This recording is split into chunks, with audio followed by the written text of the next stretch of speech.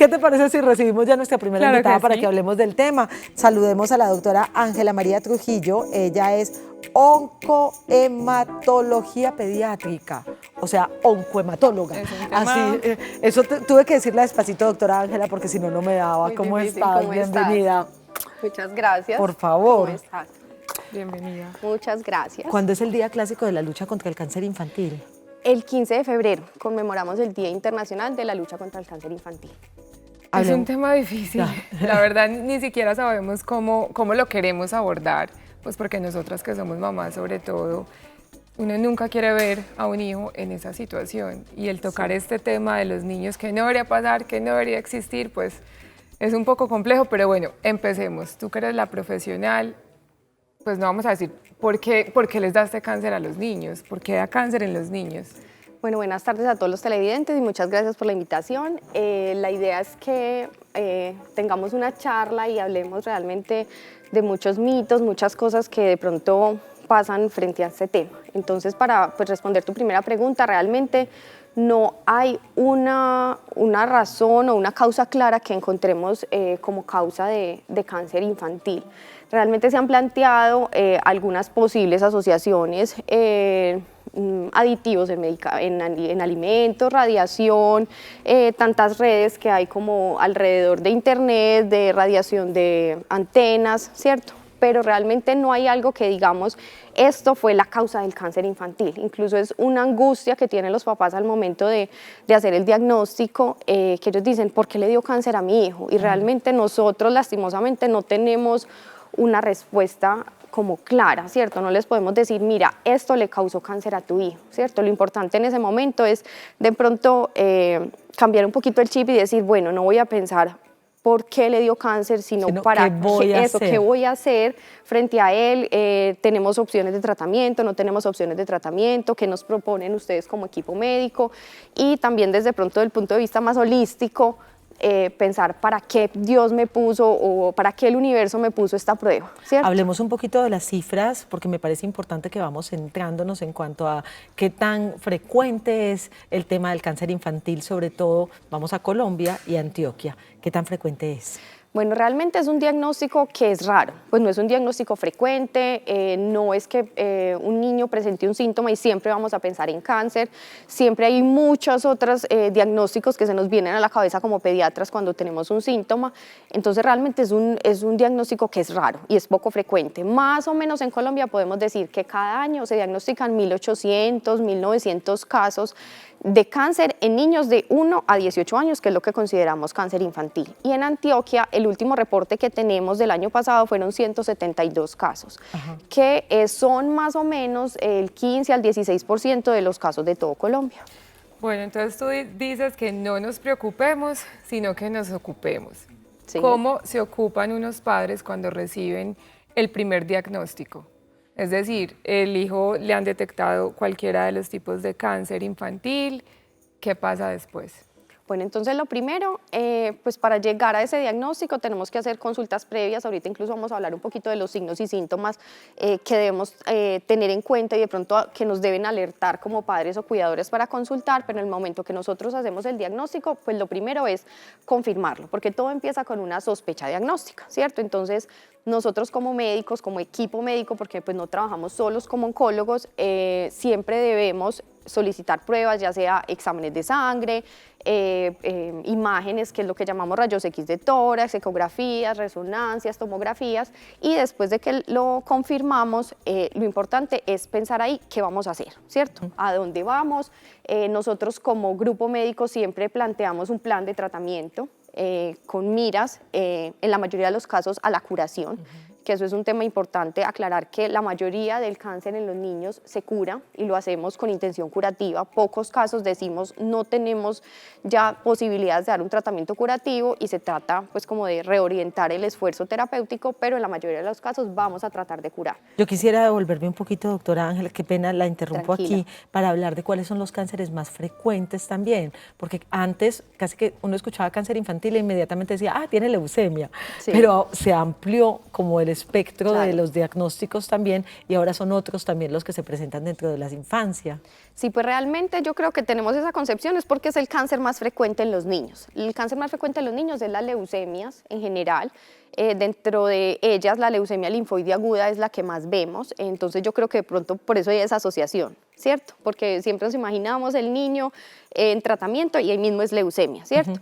Y realmente es el más frecuente, seguido por los tumores sólidos, pues que ya son diferentes porque ya es como un tumor como tal. La leucemia no forma un tumor, sino que es un cúmulo de manifestaciones. es un cúmulo de manifestaciones, pero es como un tumor que circula por toda la sangre, entonces no es una bolita como uno se imagina el tumor, ¿cierto? La segunda causa sí son los tumores sólidos del sistema nervioso central, es la segunda causa de cáncer en los niños, entonces esos son como los que más frecuentemente observamos, pero también pueden existir tumores del hígado, tumores del riñón, tumores de los huesos, tumores de los músculos y de las partes blandas, tumores de los ojos, pues digamos que hay un gran espectro de enfermedades, pero realmente la más frecuente, perdón, sí es la leucemia y los tumores de la cabeza. Doctora, ¿y este tipo de tumores o de cánceres en los niños se trata de la misma forma que en los adultos? Es decir, ¿se le hace quimioterapia y todas esas, pues, esos procesos que son tan agresivos? Mi mejor amiga tuvo cáncer de seno y digamos que lo viví Quimio y muy radio es cercano superduro. y de verdad es súper duro para un adulto. No sé cómo se manejan los niños. En los niños depende del tipo de cáncer, pero normalmente también se usa pues combinaciones de tratamientos, ya sea de quimioterapia, radioterapia. Existen otros tratamientos que se llaman, digamos que más avanzados o más novedosos, por decirlo así, que se llaman inmunoterapias. Y también incluso en algunos casos también se llega al trasplante de progenitores hematopoyéticos, que es el que conocemos como trasplante de médula ósea. Pero entonces la dosis de una quimio, por ejemplo, ¿es menor o es igual a la de un adulto? Generalmente incluso son más intensos. Pues todo se da de acuerdo al peso y a la estatura del paciente, ¿cierto? Se calculan ciertas dosis de acuerdo a eso, pero generalmente, hablando de intensidad de tratamiento, incluso los protocolos son más intensos, más agresivos, no necesariamente porque el cáncer sea más agresivo que en adultos, eso también depende del riesgo que encontremos en cada enfermedad, pero uno también lo que busca es, como son niños que van a vivir más y uno espera que tengan una expectativa de vida más larga, uno busca curaciones más largas. Hablemos de esta luz de esperanza que hace que ya cuando se reciba el diagnóstico de cáncer no se tome como si fuera casi que un acta de defunción, que antes pasaba así. A uno le llegaban y le decían, tal persona tiene cáncer, y uno se preparaba para despedir a esa persona. Sin embargo, en los últimos años el avance de los tratamientos y de los procedimientos ha dado muchas luces de esperanza para muchos tipos de cánceres. ¿Qué pasa con los niños y con los cánceres más comunes en ellos? El más frecuente, que es la leucemia, realmente tiene muy buenas tasas de sobrevida. Generalmente podríamos decir que en todo el mundo podrían alcanzar el 90-95%. Mucho. En Colombia realmente hay una diferencia, pues por nuestras sociedades diferentes, ¿cierto? Tanto las condiciones socioeconómicas, la raza, hay muchos factores que pueden influir, sobre todo la parte socioeconómica y de aseguramiento es muy importante. Y digamos que alrededor del 70 al 80% de los niños se curan. Entonces, a pesar de que es más baja que en el resto del mundo, pues digamos que todavía podemos hablar de unas buenas tasas de sobrevida. Y eso hay veces es también lo que ayuda a los papás a tener como más esperanza, a decir, bueno, entonces si el 70% se cura o en el 80%, mi hijo va a estar ahí. Yo voy a estar en ese 80, que al final esa parte de la fe y de la Sí, esperanza eso es muy importante también. muy importante. Antes vamos a seguir con una segunda parte con la doctora, por supuesto, más adelante, pero antes de despedir esta primera parte, tocó un punto que me parece muy importante y es las condiciones socioeconómicas y alimenticias. Y es que no podemos desconocer que vivimos en un país con grandes necesidades y que en muchos de los casos los diagnósticos vienen de pueblos alejados, de municipios que a veces no cuentan con puestos de salud donde se puedan hacer estas cosas, y eso implica para la familia traslados, gastos que los reciban o no los reciba algún familiar u hogares de paso. Esto altera de pronto las expectativas de vida del paciente. Este tipo de no trato rápido y efectivo. Estas condiciones, hay veces alimenticias, pueden alterar el tratamiento de los pacientes. Sí, definitivamente lo hacen. Incluso en Colombia hace poquito nosotros como Sociedad Colombiana de Oncología y Hematología Pediátrica se llevó a cabo pues como un estudio en el cual se evidenció las diferencias que habían importantes en la sobrevida final de los pacientes de acuerdo a las condiciones socioeconómicas, al tipo de aseguramiento, si el paciente es contributivo, si es subsidiado, si tiene un régimen especial. La verdad son situaciones que no deberían afectar, ¿cierto? O sea, que fuera solo la enfermedad la única protagonista, pero alrededor hay muchas situaciones que afectan. Pues casi siempre tratamos de buscar solución a esas necesidades adicionales, aparte de la enfermedad, aparte del tratamiento, porque hay fundaciones que nos apoyan, nos ayudan en los traslados, en el hospedaje, porque muchas veces no tienen familiares acá. Entonces, gracias a Dios, hay una red social de apoyo muy importante alrededor de ellos. Precisamente por eso se lo preguntaba, porque sé que existen muchas fundaciones y organizaciones, hay una incluso en Prado Centro que funciona de una manera maravillosa, que acogen a estas familias que vienen para los procedimientos de sus niños y que, aunque no logran abarcar todo, porque cuentan con las ayudas que le da uno y que bienmente podemos nosotros también seguir colaborando, hacen una labor que es importante también. Bueno, ¿qué les parece si hacemos un pequeño corte, así le damos tiempo a nuestros televidentes que nos puedan ir haciendo preguntas para la doctora vía WhatsApp, y vamos a hablar obviamente de lo más importante, y es cuáles son esas señales o esos síntomas con los que debemos estar alertas? Ya regresamos. Ya volvemos. Y continuamos en Las Tres Gracias hablando de este tema que nos angustia un poquito, pero que pues, gracias a Dios tenemos las herramientas y los profesionales para que podamos tener información y prevenir, no lamentar. Y es por eso que Ángela pues aquí nos va a contar cuáles son esos signos, esas señales de alerta. Tenemos que estar pendientes de nuestros hijos cuando, ¿qué? Sí tenemos unos signos o síntomas que todos como padres o cuidadores debemos siempre tener como ahí como a la mano por si aparecen, consultar de forma oportuna, porque lo más importante en cáncer infantil es la detección temprana. En adultos hablamos de prevención, hay estudios que uno puede hacer para incluso detectar el cáncer a tiempo, pero también podemos hacer cosas para prevenirlo. En niños hablamos de detección temprana. Entonces, primero, por ejemplo, niños que estén muy pálidos, que yo vea que están muy quietecitos, los niños por definición uno se los imagina jugando, corriendo, un niño que esté muy decaído, muy quietecito, muy pálido, que no se quiera parar, uno dice, que aquí hay una no gane alerta. peso. Eso, que por ejemplo pierda peso o no gane. Generalmente ellos están en un proceso de crecimiento y desarrollo o en unas citas regulares, y cuando uno vea que se quedó en peso o que uno como mamá diga, es que la ropa ya le queda como grandecita, este pantalón le servía, ahora se le cae, eso no es normal. Por ejemplo, cuando veamos morados repentinos, sobre todo en lugares donde no es usual que los niños se golpeen. Generalmente en las brazos o las piernas los niños se golpean, ¿cierto?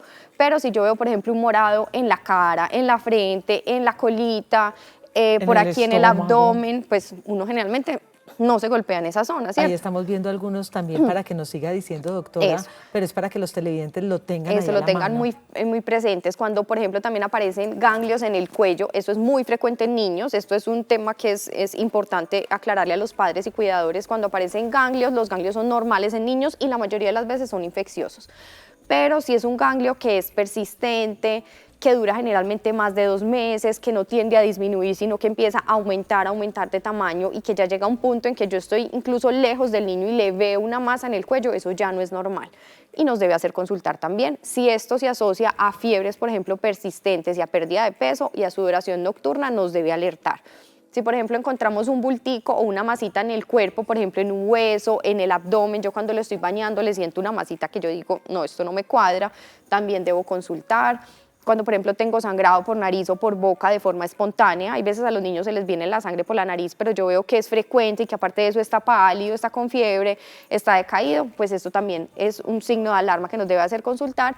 Y es frecuente, por ejemplo, en las leucemias que hablábamos, que son los más frecuentes, en los niños, la cojera o los dolores en las piernas. Los dolores de crecimiento son frecuentes en los niños y generalmente les dan en la noche, al final después de mucha actividad física, pero generalmente son en las dos piernas y al otro día se levantan como si nada y vuelven y juegan y vuelven y les duelen y así vamos. Pero si yo veo que ya llega un punto en que el niño dice, mamá, no quiero caminar, o en los niños más chiquitos uno trata de levantarlos y encogen la piernita porque no quieren apoyarla, eso ya es un signo de alarma también, ¿cierto? O cuando, por ejemplo, en las noches me despierta ese dolor, ya se localiza en una sola pierna, o, como les dije, que aparece un tumor, una bola pues en la pierna, o después de una caída, una masa gigante, eso no es normal y nos debe hacer consultar. Yo acá tengo dos preguntas. Una, ¿cuál es la ruta de la salud que debería hacer el padre que note estos síntomas? Y la otra de las preguntas, que se la voy a dejar para luego, es porque muchos de los cánceres luego vuelven y se repiten. ¿Qué pasa con el cáncer infantil? ¿También vuelve y se repite?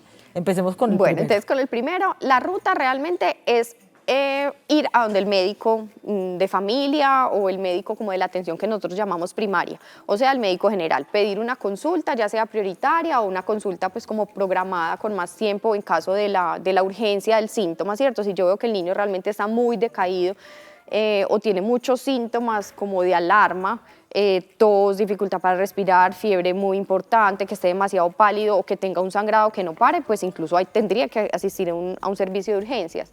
Pero lo usual es que pidamos una consulta en nuestra EPS para que lo revisen y el médico general puede generar ahí una sospecha. Nosotros como médicos siempre tratamos de alertar a estos médicos de atención primaria para que ellos sepan reconocer y sospechar el cáncer y soliciten como los estudios que son iniciales necesarios para que esa sospecha finalmente se vuelva un diagnóstico en caso tal de que el paciente tenga cáncer. Y ahora sí, la enfermedad repetición. ¿Es probable que el niño cuando sea adulto o de pronto cuando una vez sea en remisión podría estar en remisión el resto de la vida?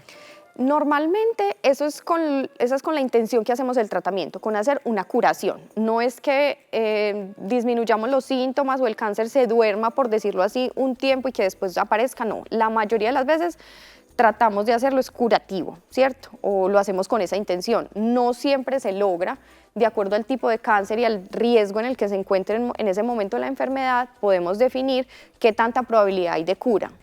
Y ese porcentaje restante que nos queda entre lo que nosotros les decimos al paciente, no sé, el 70% y el 100% que es el máximo, ese es el riesgo que hay de recaída. ¿Listo? Voy a ver a Aleja cómo anda de gafas. Una pregunta para la doctora. Buenas tardes. ¿Cómo hablarle a un niño sobre el tema del cáncer, Buenísimo, ya que es muy difícil de entender? Es difícil para uno entenderlo y aceptar el diagnóstico. ¿Cómo le explica uno al niño? Por pues lo general realmente yo creería que es más fácil incluso para el niño que para el adulto. Depende de la edad. Depende de la edad porque con los niños pequeños uno puede echar mano como de cosas más mágicas. Uno puede mostrarle videos, puede mostrarle un cuento.